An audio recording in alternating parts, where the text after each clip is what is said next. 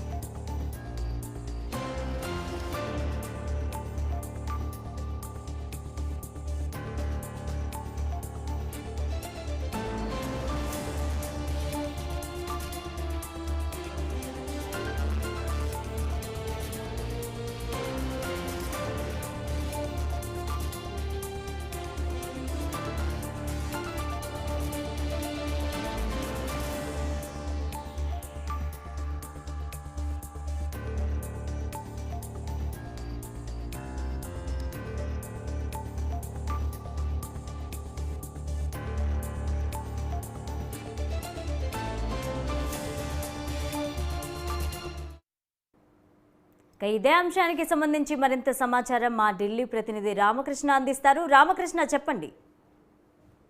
బల్కిస్ బానో అత్యాచారం ఆమె కుటుంబ సభ్యుల హత్య కేసులో 11 మంది దోషులు సమావేశం సుప్రీంకోర్టు రద్దు చేసింది. దోషులకు 2 వారాల అధికారుల ముందు లొంగిపోవాలని స్పష్టం చేసింది. బాల్కిస్ బానోపై అత్యాచారం ఆమె కుటుంబ సభ్యుల హత్యలో దాదాపు 11 మంది దోషులు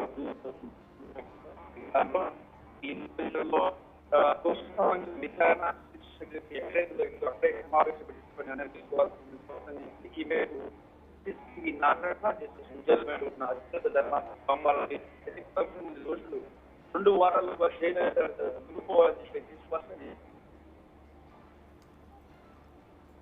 రైట్, థ్యాంక్ యూ రామకృష్ణ.